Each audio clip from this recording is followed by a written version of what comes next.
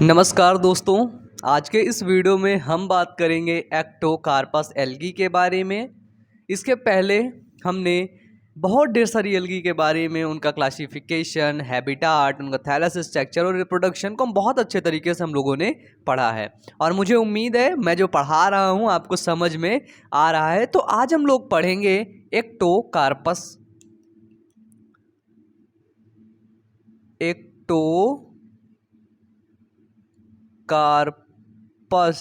Algae. ठीक है, जो एक्टोकार्पस एल्गी होता है वो मैराइन ब्राउन एल्गी होता है। क्या होता है वो? मैराइन ब्राउन एल्गी होता है। क्या? एक्टोकार्पस। ठीक है, और इसको देखें तो ये जो है फ्रेश वाटर में पाया जाता है।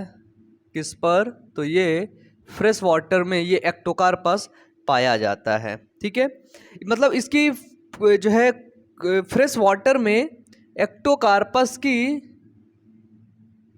फ्यू स्पीसीज, ठीक है, पाई जाती हैं और बाकी जो इसकी स्पीसीज हैं वो कहाँ पर पाई जाती हैं? वो पाई जाती हैं मैराइन वाटर में। कहाँ पर? तो वो पाई जाती हैं मैराइन वाटर में। अब अगर इसका हम देखते हैं इसका सिस्टमैटिक पोजीशन। सिस्टमैटिक पोजीशन है ना, तो एक्टोकार्पस की कुछ स्पीसीज, ठीक है, कहाँ पर पाई जाती है? फ्रेश वाटर में पाई जाती है और इसकी अधिकतर स्पीसीज कहाँ पर पाई जाती है? मैराइन वाटर में। ठीक है, अगर एक्टोकार्पस की हम क्लास देखें, ब्राउन एल्गी है, किस क्लास में आएगी? फियोफाइसी में। ब्राउन एल्गी है, किस क्लास में आएगी? फियोफाइसी में। अब यदि हम इसका ऑर्डर देखें तो ऑर्डर है एक्टो कार्पेल्स, है ना। ऑर्डर में हम पेल्स लगा देते हैं, एल्स को जोड़ देते हैं। ठीक है, अब अगर इसका हम फैमिली देखें तो वो है फैमिली में ईएसी लगा देते हैं ना, जैसे फाइसी है ना, तो क्या हुआ? एक्टो कार्पसिएसी, है ना। अब अगर हम इसका जीनस देखें तो जीनस है इसका एक्टो कार्पस। ठीक है, तो ये हुआ आप इसका सिस्टमैटिक पोजीशन, किसका? एक्टोकार्पस का। ठीक है, अब अगर इसका डिस्ट्रीब्यूशन देखें, डिस्ट्रीब्यूशन, तो ये एक मैराइन ब्राउन एल्गी होता है। ठीक है, क्या होता है? तो ये एक प्रकार की मैराइन ब्राउन एल्गी होता है और ये वर्ल्ड वाइड डिस्ट्रीब्यूटेड होता है।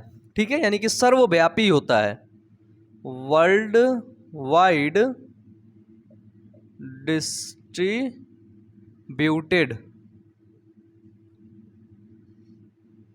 ठीक है, क्या होता है? ये वर्ल्ड वाइड डिस्ट्रीब्यूटेड होता है, सर्वव्यापी होता है और ये फ्री फ्लोटिंग एल्गी होती है। कौन सी एल्गी होती है? फ्री फ्लोटिंग एल्गी होती है। मैराइन वाटर में भी पाए जाते हैं और इसकी कुछ स्पीसीज फ्रेश वाटर में भी देखने को मिलती है और ये फ्री जो है फ्री फ्लोटिंग एल्गी होती है। ठीक है, मतलब फ्रीली ये तैर रही होती है। ठीक है, इसके बाद ये होती है लिथोफिटिक नेचर की। ठीक है, लिथोफिटिक मतलब जिसमें साल्ट की मात्रा ज़्यादा होती, तभी तो ये मराइन वाटर में पाई जाती है। तो इसका नेचर कैसा होगा? तो इसका नेचर है लिथोफिटिक नेचर। ठीक है, ये कुछ इसकी इंपॉर्टेंट चीज़ें। डिस्ट्रीब्यूशन हो गया, जैसे सर्वव्यापी होती है। अब जैसे इसका एक एग्जाम्पल है एक्टोकार्पस फैसिकुलेटस। ठीक है, क्या है? एक्टोकार्पस फैसिकुलेटस। ठीक है, जो एक्टोकार्पस फैसिकुलेटस होता है, कुलेटस, ठीक है, एक्टोकार्पस फैसिकुलेटस जो होता है वो इपिजोइक नेचर का होता है। ये याद रखिए, इंपॉर्टेंट, ये एक स्पीसीज है। ठीक है, क्या है? ये एक स्पीसीज है, किसकी? एक्टोकार्पस की एक स्पीसीज है, एक स्पीसीज है। ठीक है, एक्सपीज नहीं है ना, स्पीसीज है जो एक्टोकार्पस फैसिकुलेटस है वो एपिजोइक नेचर की होती है। ठीक है, देखो एपी का मतलब क्या होता है, एपी का मतलब होता है ऊपर। ठीक है, जोइक का मतलब क्या होता है, जंतु, है ना, एनिमल। तो एपिजोइक नेचर मतलब जो जंतु के शरीर के ऊपर रहती हो, ठीक है, उसको बोलते हैं एपिजोइक नेचर। तो ये जो एल्गी है ये फिश के फिन पर ग्रो करती है। ठीक है, फिश के फिन पर ग्रो करती है ये। ठीक है, ये जो एल्गी है एक्टोकार्पस फैसिकुलेटस जो है वो फिश के फिन पर ग्रो करती है। और एक चीज और देखिएगा, एक होता है एपिजोइक नेचर, एक एल्गी और है जिसको याद रखिएगा, उसका नाम है एक्टोकार्पस डर्मोनेमिसिनस। ठीक है, एक्टोकार्पस डर्मोनेमिसिनस, ये एल्गी एंडोफिटिक नेचर की होती है। ठीक है, किस नेचर की, एंडोफिटिक नेचर की। तो अब हम इसका देखेंगे थैलस स्ट्रक्चर, तो आप इसको नोट डाउन कर सकते हैं। तो हम मार्कर में इंक डाल लेते हैं, तब तक आप इसे नोट डाउन कर लीजिए।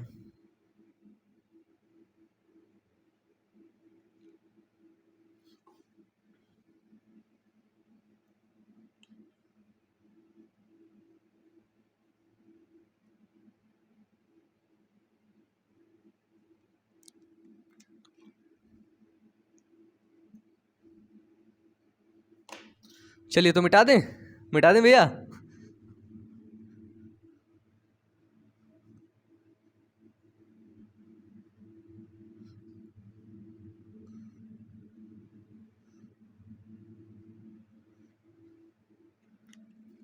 आप लोग बायोलॉजी किससे पढ़ रहे हैं बताएंगे, किससे पढ़ रहे हैं, बायो अमन से पढ़ रहे हैं। ठीक है, थैलस स्ट्रक्चर, भी थैलस स्ट्रक्चर बता दूं, फिर इसके बाद मैं आपको बताऊंगा कि मेरा नाम बायो अमन कैसे पड़ा, है ना। चलिए, थैलस स्ट्रक्चर में एक्टोकार्पस एक प्रकार की प्लांट बॉडी होती है। कैसी होती है, एक्टोकार्पस होती है प्लांट बॉडी होती है, और ये मैक्रोस्कोपिक होती है।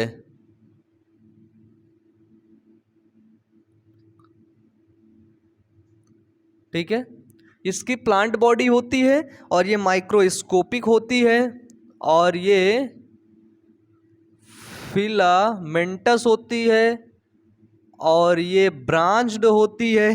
ठीक है, और ये यूनिसेरिएट होती है। ठीक है, फिलामेंटस, इसमें फिलामेंट होता है, ब्रांच होती है, इसमें शाखाएं होती है। यूनिसेरिएट मतलब एक ही रो में क्या होती हैं, ये स्थित होती हैं। ठीक है, और ये हेट्रोट्राइकस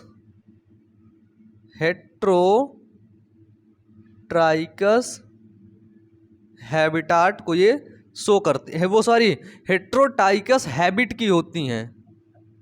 ठीक है, क्या होती हैं, हेट्रोट्राइकस हैबिट की।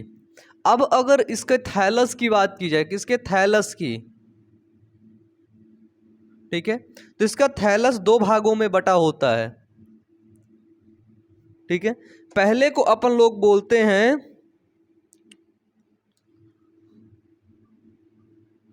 प्रोस्टेट राइजॉइड्स, क्या बोलते हैं, प्रोस्टेट राइजॉइड, और दूसरे को बोलते हैं इरेक्ट और ब्रांच्ड, है ना, इरेक्ट ब्रांच। तो इसका थैलस कितने भागों में बटा होता है, तो इसका थैलस दो भागों में बटा होता है, प्रोस्टेट राइजॉइड्स और इरेक्ट ब्रांच। ठीक है, ये जो प्रोस्टेट राइजॉइड होता है ये रूट लाइक स्ट्रक्चर होता है। ठीक है, राइजॉइड्स का मतलब क्या होता है ना, जो बिल्कुल ऐसा बना हो, रूट लाइक, है ना। ये देखिए, तो क्या होता है, ये एक प्रकार का रूट लाइक स्ट्रक्चर होता है, और ये रूट किससे जुड़ने का काम करता है ना, ये जो सबस्ट्रेटम से क्या होता है, ये ये सबस्ट्रेटम से ही तो चिपका रहता है, ठीक है। तो ये रूट क्या करता है, ये सबस्ट्रेटम से जुड़ा रहता है। किससे जुड़ा रहता है, तो ये सबस्ट्रेटम से जुड़ा रहता है, ठीक है। ये एरेक्ट ब्रांच क्या होता है, ठीक है। जो एरेक्ट ब्रांच होता है यह सीधा होता है, यह बिल्कुल सीधा होता है, ठीक है। यह सीधा होता है और इनके पास रिप्रोडक्शन स्ट्रक्चर डेवलप होता है। एरेक्ट ब्रांच में ही डेवलप्ड रिप्रोडक्शन पार्ट या फिर रिप्रोडक्शन स्ट्रक्चर, ठीक है। कहाँ पर, एरेक्ट ब्रांच में ही रिप्रोडक्शन स्ट्रक्चर डेवलप होता है। एक चीज खास बात ध्यान देने वाली बात है कि एरेक्ट ब्रांच में ही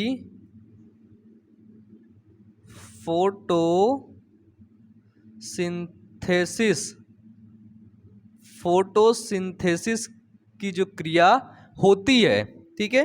एरेक्ट ब्रांच में क्या होती है, फोटोसिंथेसिस की क्रिया एरेक्ट ब्रांच में ही होती है, ठीक है। ये हमने देख लिया एरेक्ट ब्रांच। अगर हम इसका स्ट्रक्चर में देखें तो एक सेकंड ना,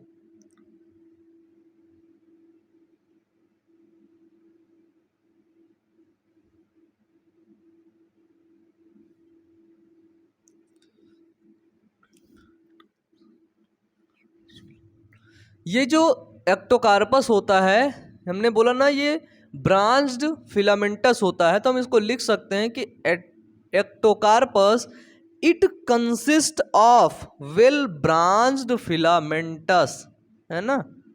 it consist of well branched filamentous. कौन, एक्टोकार्पस की यहाँ पे हम बात कर रहे हैं, ठीक है। फिर उस थैलस स्ट्रक्चर की बात की है। इसमें हमने प्रोस्टेट राइजॉइड देखा, एरेक्ट ब्रांच देखा। अब देखो ये बना कैसे होता है।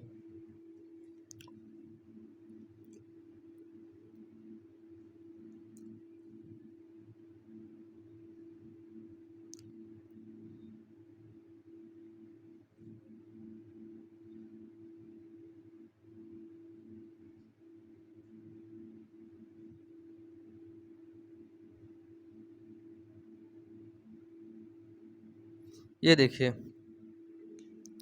यहाँ पे ये जो ऊपर वाला ब्रांच है, ये वाला जो ब्रांच है, इसी को बोलते हैं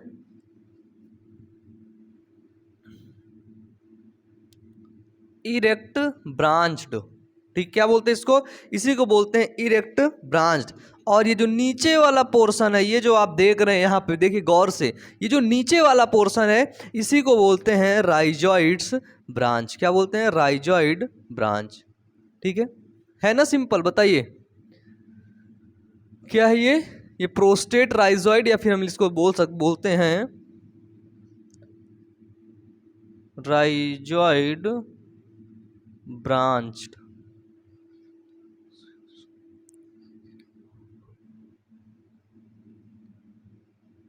CH होता है ना, BRANCH,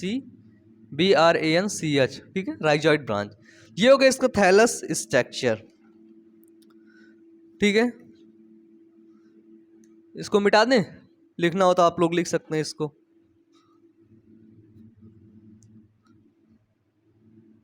अभी कुछ थैलस स्ट्रक्चर में ही आपको एक्टोकार्पस के बारे में और थोड़ा सा जानने को मिलेगा।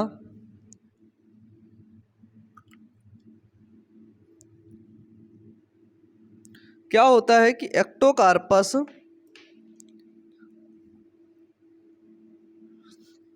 एक्टोकार्पस की जो ग्रोथ होती है, ठीक है, यानी कि हम कह सकते हैं नेचर ऑफ ग्रोथ, ठीक है। जिस तरह की एक्टोकार्पस की ग्रोथ होती है, nature of growth of thallus is, ठीक है। जिस प्रकार से एक्टोकार्पस के थैलस की ग्रोथ होती है, उसका जो नेचर होता है वो डिफर होता है, ठीक है। Is differ to is differ species to species, ठीक है। यानी कि अगर दूसरे स्पेसीज थैलस एक्टोकार्पस की किसी दूसरे स्पेसीज का थैलस स्ट्रक्चर देखोगे तो बिल्कुल से क्या दिखेगा आपको, डिफर दिखेगा, ठीक है, बिल्कुल से आपको भिन्न दिखेगा, ठीक है। अब देखिए इसमें अगर एपिकल ग्रोथ देखेंगे, है ना, तो जो प्रोस्टेट होता है, ठीक है, जो प्रोस्टेट राइजॉइड्स सो एपिकल ग्रोथ, ठीक है, जो नीचे वाला भाग था प्रोस्टेट राइजॉइड्स वो एपिकल ग्रोथ को शो कर रहा था, ठीक है। जो इरेक्ट सेल थी, ठीक है, इरेक्ट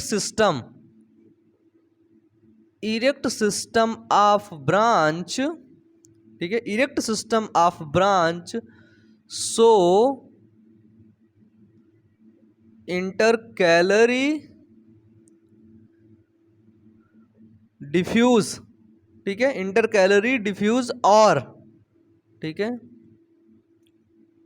ट्राइकोथैलिक ग्रोथ, ठीक है। ये इंटरकैलरी डिफ्यूज होता है और इसमें ट्राइथैलिक ग्रोथ देखने को मिलता है। क्या देखने को मिलता है, ट्राइथैलिक ग्रोथ। और इसकी ब्रांच क्या शो करती हैं, इंटरकैलरी डिफ्यूजन को शो करती हैं, ठीक है। अगर लाइफ साइकिल देखें, ठीक, क्या देखें, life cycle of Ectocarpus, life cycle of Ectocarpus show, तो ये जो लाइफ साइकिल शो करता है ये show both gametophyte and sporophyte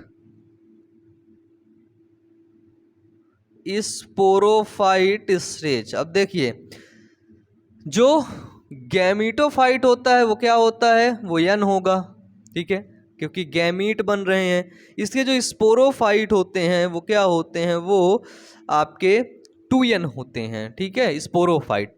तो इसमें एक चीज और आता है कि बोथ गैमीटोफाइट, ठीक है, जो बोथ गैमीट होंगे, दो होंगे, है ना, मेल और फीमेल। अब अगर गैमीट बन रहा है तो जाहिर सी बात है इसमें कौन सा रिप्रोडक्शन हो रहा होगा, बिल्कुल सही बोल रहे हैं आप, सेक्सुअल रिप्रोडक्शन हो रहा है। और अगर इसमें स्पोरोफाइट हो रहा है तो जाहिर सी बात है इसमें क्या हो रहा है, असेक्सुअल रिप्रोडक्शन हो रहा है, ठीक है। तो ये क्या होता है कि both gametophyte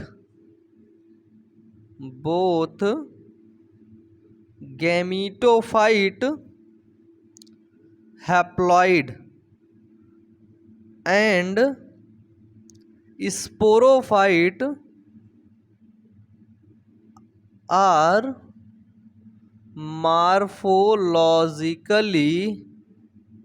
morphologically are similar,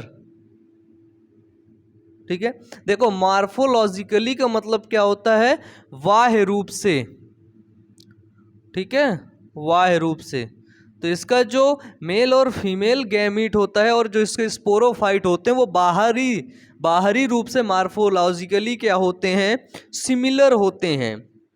क्या होते हैं, सिमिलर होते हैं। इसमें अल्टरनेशन ऑफ जनरेशन, ये स्पोरोफाइट 2n होता है, इसमें क्या होता है, स्पोरोफाइट भी n ही होगा भाई, ठीक है, क्या होगा, स्पोरोफाइट भी इसका क्या होगा, n ही होगा।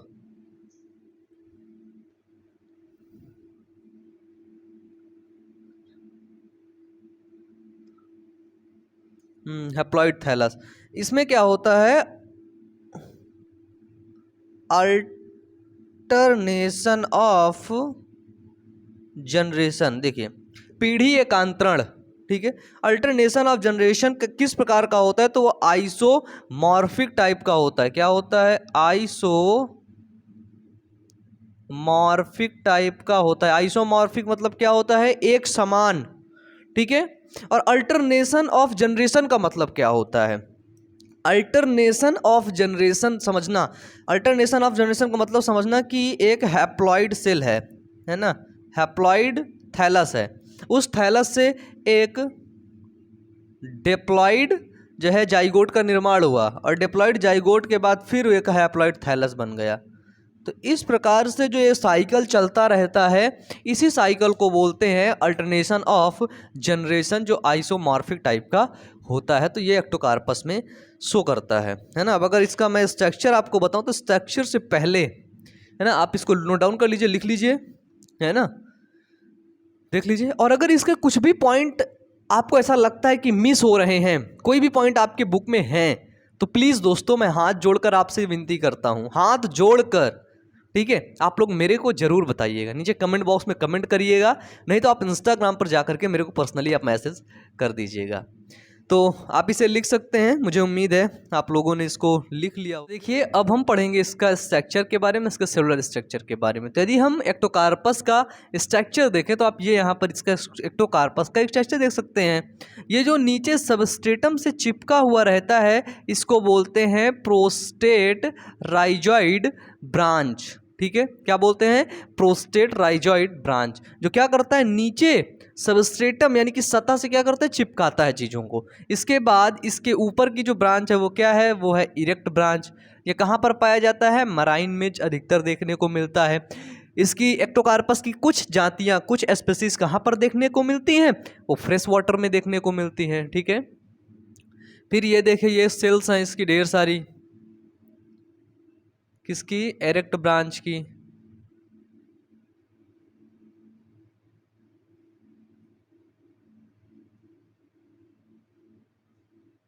ये देखिए, ये जो ऊपर ये वाला स्ट्रक्चर है इसको बोलते हैं यूनिलॉक्यूलर स्पोरेंजिया, ठीक है, क्या बोलते हैं, यूनिलॉक्यूलर स्पोरेंजिया इसको बोलते हैं, ठीक है। अब अगर इसका हम सेलुलर स्ट्रक्चर देखें, ठीक है, इसकी कोशिकीय संरचना यानी कि सेलुलर स्ट्रक्चर, तो हम इसको ये एक सेल निकालें, बढ़ा लिए, सेल में हमने देखा तो यहाँ पर क्रोमैटोफोर पाया जा रहा है। ये जो धागानुमा संरचना है इसको हमने देखा, ये है क्रोमैटोफोर, क्या है, क्रोमैटोफोर है। क्रोमैटोफोर के बाद यहाँ पर हमने देखा ये जो संरचना आपको देखने को मिल रही है, ये पायरिनॉइड है आपकी, क्या है, पायरिनॉइड। तो यहाँ पर क्या पाया जाता है, यहाँ पर पायरिनॉइड्स भी पाया जाता है। इसके बाद आपको यहाँ पर दोस्तों न्यूक्लियस देखने को मिला, केंद्रक, केंद्रक तो होगा ही, तभी तो सेल कंट्रोल होगी, बताइए। अगर आपके मम्मी और पापा नहीं होंगे तो आप कहाँ से आ गए, ये बताइए मेरे को, ठीक है। तो इसी तरह तो इसमें है साइटोप्लाज्म भी पाया जाता है, केंद्रक द्रव। अब इसके ऊपर एक शीथ होती है, जिस किसकी शीथ होती है, तो वो जिलेटेनियस की एक कवर चढ़ी होती, जिलेटेनियस की एक कवरिंग होती है, ठीक है। तो ये है इसका सेलुलर स्ट्रक्चर। अब अगर सेलुलर स्ट्रक्चर के बारे में लिखने को आए, है ना, सेलुलर स्ट्रक्चर, तो सबसे पहले इसके सेल में हम देखेंगे केंद्रक कितना पाया जाता है, एक की दो कि बहुत सारा, बताइए। तो एक पाया जाता है, तो हम क्या लिखेंगे, ये क्या है, ये यूनी न्यूक्लिएट है, ठीक है, यूनी न्यूक्लिएट है। और ये यूनिसेरिएट भी है, इसकी एक कोशिका दो कोशिकाएं ऐसे करके मिल गई, तो यूनी न्यूक्लिएट और यूनिसेरिएट, इसकी सेल्स एक ही रो में व्यवस्थित हैं। इसमें पायरिनॉइड पाया जाता है, तो क्या लिखेंगे, प्रेजेंट्स इन पायरिनॉइड, ठीक है। क्या हुआ, इसमें पायरिनॉइड पाया जाता है। और रिबन लाइक इसमें क्रोमैटोफोर पाया जाता है, ठीक है। तो इसमें लिखेंगे present in chromatophore ribbon like, ठीक है, कैसे पाया जाता है, रिबन लाइक। और इसकी जो आउटर सेल होती है, ठीक है, आउटर सेल वॉल, ये देखिए जो जिलेटिनियस मैंने लिखा है, ये क्या है, तो ये आउटर सेल वॉल है, ठीक है, क्या है ये, तो ये है आउटर सेल वॉल, है ना, ये सेल है इसके बाहर की। तो जो आउटर सेल वॉल होती है वो जिलेटेनियस से मिलकर के बनी होती है, जिलेटेनियस जिलेटेनियस। और जिलेटेनियस में भी दो चीज़ें, एक होता है एल्जीन प्लस फ्यूकोइडीन, ठीक है। एल्जीन प्लस फ्यूकोडीन से मिलकर के बना होता है कौन, ये जो इसके सेल की यानी कि एक्टोकार्पस की सेल की बाहरी दीवार, ठीक है। इसमें क्लोरोफिल कौन सा पाया जाता है, फोटोसिंथेसिस भी कर रहा है तो क्लोरोफिल भी पाया जाएगा, तो इसमें जो है ए और सी क्लोरोफिल पाया जाता है, ठीक है। इसमें पिगमेंट देखें, पिगमेंट कौन सा पाया जाता है, तो इसमें बीटा कैरोटीन एंड फ्यूकोजैंथिन पिगमेंट पाया जाता है, ठीक है। कौन सा, तो इसमें बीटा कैरोटीन और फ्यूकोजैंथिन नामक इसमें क्या पाया जाता है, तो फ्यूकोजैंथिन नामक इसमें पिगमेंट पाया जाता है, ठीक है। इसमें हमने देख लिया कि क्लोरोफिल क्या होता है और पिगमेंट क्या पाया जा रहा है, तो ओवरऑल हमने सभी चीज़ों को देख लिया है, ठीक है। अब हम देखेंगे इसमें रिप्रोडक्शन कौन सा होता है, ठीक है। मिटा दें इसको, चलिए।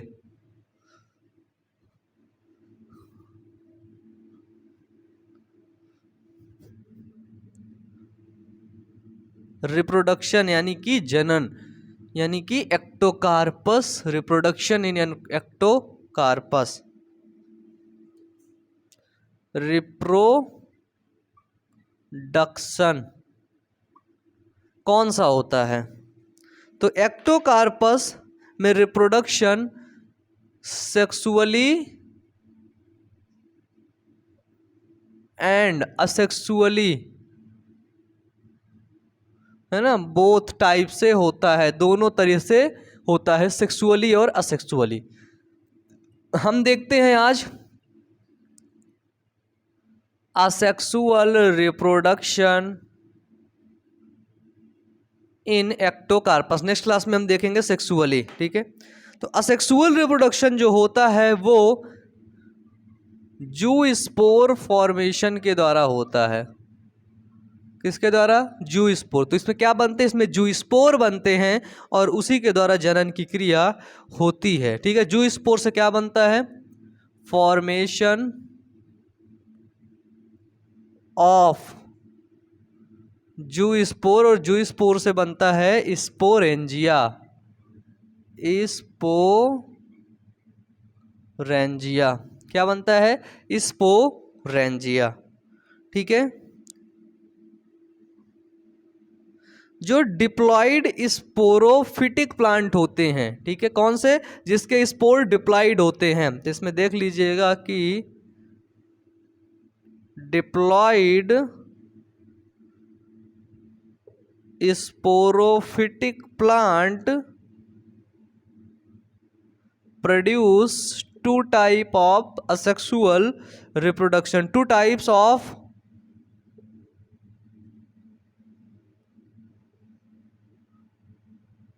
स्पोरेंजिया, ठीक है।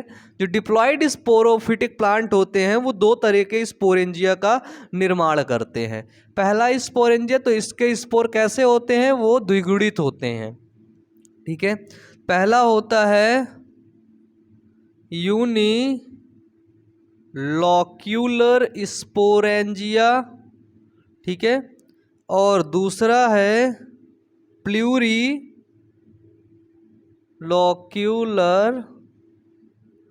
स्पोरेंजिया, ठीक है। Unilocular sporangia, plurilocular sporangia. Uni मतलब एक, लॉक्यूलर मतलब होता है कोष्ठक, है ना, तो क्या हुआ, ये हुआ एक कोष्ठी स्पोरेंजिया, ठीक है। तो इसमें लिखेंगे कि प्रोड्यूस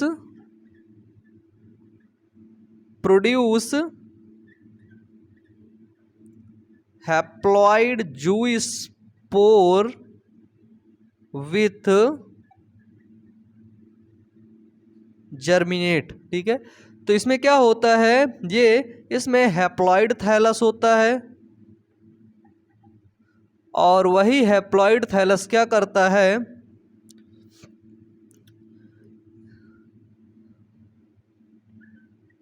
विच जर्मिनेट, वही हैप्लॉइड जूस्पोर क्या करता है, जर्मिनेट करता है और जर्मिनेट करके एक न्यू प्लांट का निर्माण कर लेता है, न्यू थैलस का निर्माण कर लेता है। ये हुआ यूनिलॉक्यूलर स्पोरेंजिया में।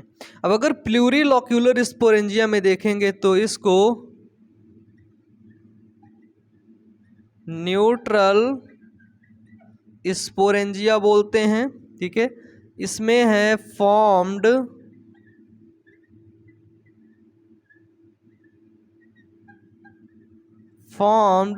Diploid zoospore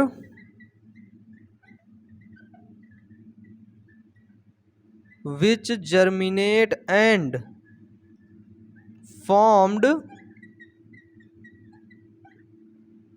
diploid thallus. इसमें जो थैलस बन रहा था वो कैसा बन रहा था, वो हैप्लॉइड बन रहा था। कैसा बन रहा था, हैप्लॉइड। लेकिन जो प्लूरीलॉक्यूलर स्पोरेंजिया के द्वारा जनन होता है उसमें थैलस कैसा बनता है, तो उसमें थैलस बनता है आपका डिप्लॉयड। ठीक है, देखिए जैसे यूनिलॉक्यूलर, मिटा दें इसको नीचे वाला। चलिए अभी देखना, यहाँ पर बिल्कुल छोटा सा है, इसको मैं समझा दूं। जैसे ये एक इनिशियल स्पोरेंजिया आपको देखने को मिला,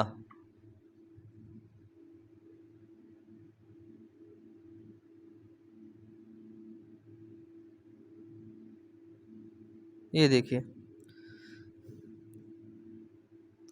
ये इनिशियल स्पोरेंजिया। तो ये क्या हुआ, स्पोरेंजिया का निर्माण हुआ, फॉर्मेशन हुआ। ठीक है, इसका जो न्यूक्लियस है वो कैसा है, 2n है।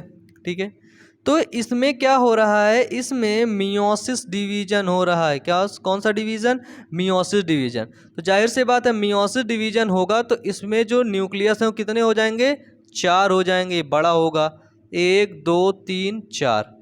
ठीक है, क्या हुआ, 1 2 3 4। तो इसमें क्या हुआ, 4। अब कैसी सेल हुई, अब हैप्लॉइड सेल हैं। कैसी सेल मिली, अब इसको हैप्लॉइड सेल मिली। अब इसमें फिर हुआ क्या, माइटोसिस। अब हो रहा है माइटोसिस, याद रखना, माइटोसिस डिवीजन।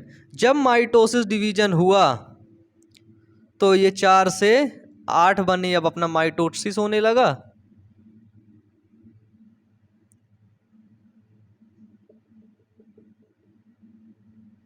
चार थी, 4 से 8 बन गया है, 1 2 3 4 5 6 7 और 8। ठीक है, 8 सेल बनी।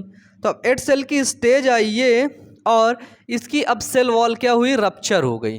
ठीक है, क्या हुई, सेल वॉल इसकी रप्चर हो गई। जिसकी सेल वॉल रप्चर हो गई तो जू स्पोर क्या हुए, जू स्पोर ये जो है फ्री हो गए। ठीक है, जू स्पोर कैसे हैं, बाइफ्लैजिलेटेड है। ये देखिए जू स्पोर की संरचना,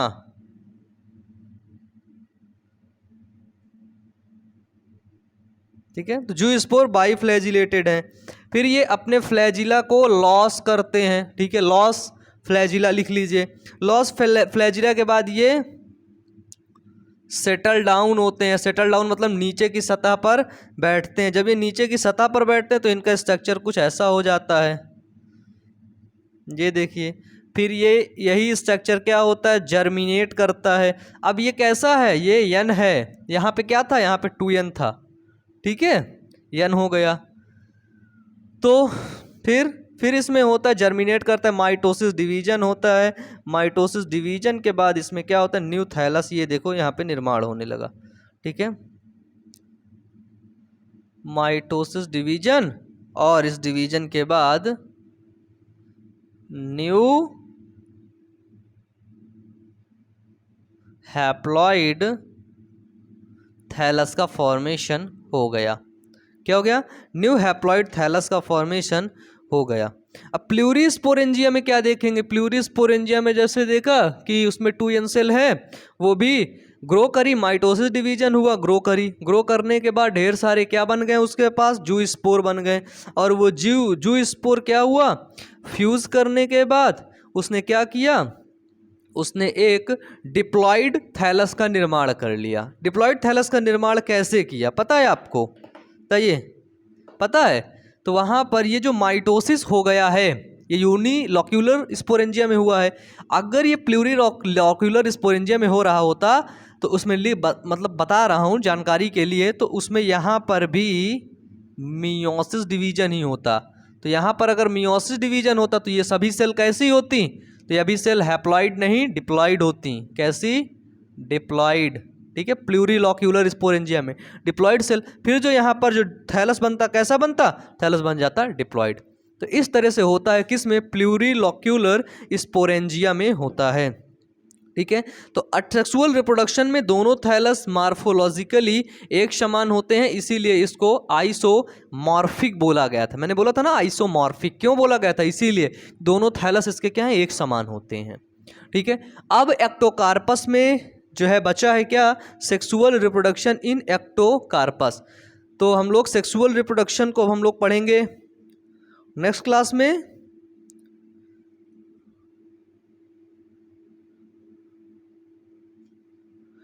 तो सेक्सुअल रिप्रोडक्शन को नेक्स्ट क्लास में पढ़ेंगे। तो नीचे कमेंट बॉक्स में कमेंट करके बताइएगा वीडियो कैसा लगा। Wish you all the best. Thank you.